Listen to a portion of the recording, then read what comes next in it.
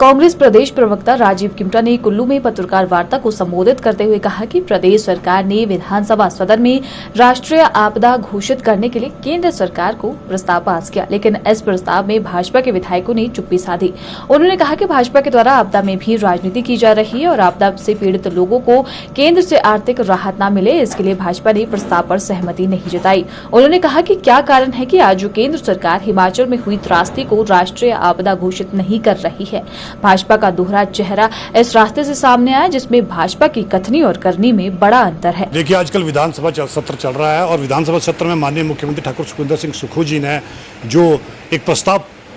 सदन के अंदर लाया था कि इस प्रदेश को राष्ट्रीय आपदा घोषित किया जाए, और उसको लेकर भाजपा ने चुप्पी साधी। क्या कारण था कि क्यों चुप्पी साधी, लेकिन बावजूद उसके चुप्पी साधने के भी यहाँ की जो हमारे विधायक थे कांग्रेस के, और सरकार ने जो प्रस्ताव पास करके जो केंद्र को दे दिया। अल्टीमेटली कहीं ना कहीं इनका हिडन एजेंडा था कि कहीं ना कहीं ये राजनीति करना चाहते थे यहाँ पर जो आपदा से पीड़ित लोगों हैं। इतना ही नहीं, हमारे माननीय जो विधायक कुल्लू के सुंदर सिंह ठाकुर जी ने परसों जब आंकड़ा दिया कि जब इस तरह की त्रासदी जब उत्तराखंड में आई थी तो तकरीबन 9,000 करोड़ का जो वहाँ पे नुकसान हुआ था, और तो उस तत्काल सरकार जो उस वक्त यूपीए 2 की सरकार थी, उन्होंने तकरीबन 41,000 करोड़ जो है इमीडिएटली रिलीफ दिया था, और उसके तहत जो वहाँ पर जो है जनजीवन जो है आमतौर पर चला था। उन्होंने ये उदाहरण दिया कि क्या कारण है कि हिमाचल प्रदेश में भाजपा की सरकार जो केंद्र में बैठी है वो क्यों नहीं कर रही है, और यहाँ के जो लोग हैं वो क्यों नहीं इस प्रस्ताव में जो है भाग ले रही है। समझ सकते हैं कि इनका जो दोहरा चेहरा है वो प्रदेश की जनता के सामने आ गया कि कथनी और करनी में क्या फ़र्क है। वहीं दूसरी तरफ माननीय मुख्यमंत्री ठाकुर सुखविंदर सिंह जी ने कहा था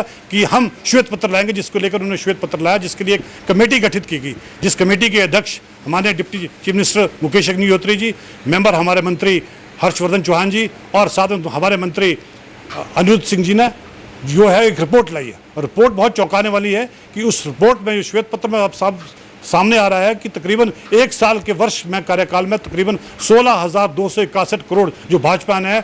आम जनता का या सरकार का व्यय किया है। आप समझ सकते हैं कि इनका एक कार्यक्रम होता था जनमंच, जिसपे तकरीबन इन्होंने 7 करोड़ रुपया खर्च किया। अमृत योजना इनका एक तहत तो उस पर 7 करोड़ खर्च किया, और एक 75 ईयर्स ऑफ इंडिपेंडेंस जो 75वां स्थापना दिवस था उस पर तकरीबन 28 करोड़ रुपये खर्च किए गए, और प्रगतिशील हिमाचल करके इन्होंने कार्यक्रम चला था उस पर तकरीबन 20 करोड़ रुपये खर्च किया। तो समझ सकते हैं कि इन्होंने वो सारा जो है इसको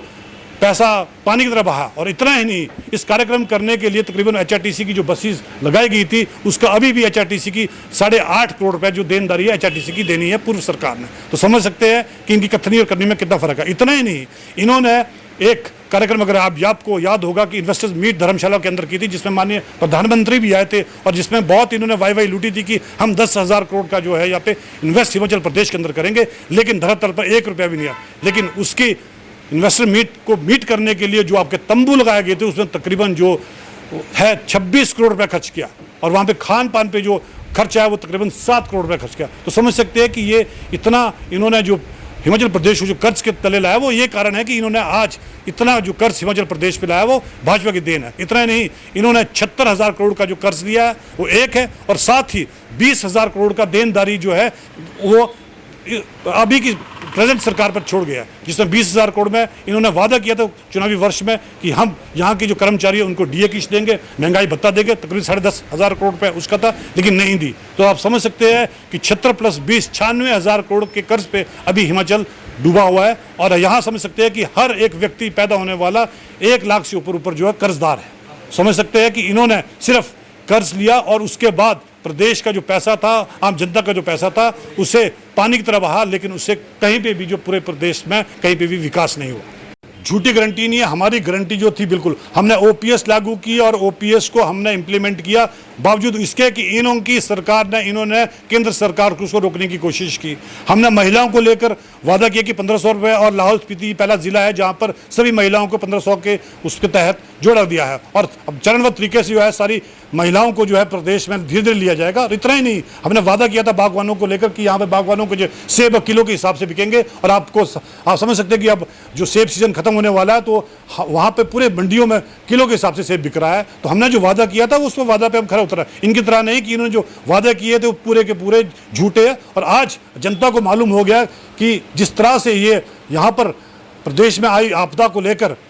वह राजनीति कर रहे हैं, तो मुझे लगता है कि प्रदेश की जनता 2024 में इनका घेराव करेगी। कारण क्या था कि जिस तरह से प्रस्ताव लाया था, अगर प्रस्ताव में ये साथ देते तो और ये प्रस्ताव दिल्ली जाता तो आज हिमाचल प्रदेश की, अगर केंद्र सरकार इसको घोषित करती है तो सभी लोग, सभी वर्ग के लोग, चाहे वो टूरिज्म से रिलेटेड लोग हैं, चाहे किसान है, चाहे बागवान है, उनको सबको राहत मिलनी थी। और कहीं ना कहीं कुछ पैकेज मिलना था, किसी की कोई बैंक के लोन्स है, किसी की कोई बैंक की लिमिट्स है, तो शायद उनको राहत मिलनी थी। और खास तौर पे जिनके लोगों के घर टूट गए, जहां पे प्रदेश सरकार 1-1 लाख रही, शायद उन्हें 10-10 लाख रुपए मिलता। लेकिन इनकी कथनी और करनी में फर्क है। ये नहीं चाहते कि यहाँ की जनता जिन्हें जो इस त्रासदी से गुजर रही है उस पर, लेकिन उसके ऊपर ये राजनीति जरूर रोटियां सेक रहे हैं।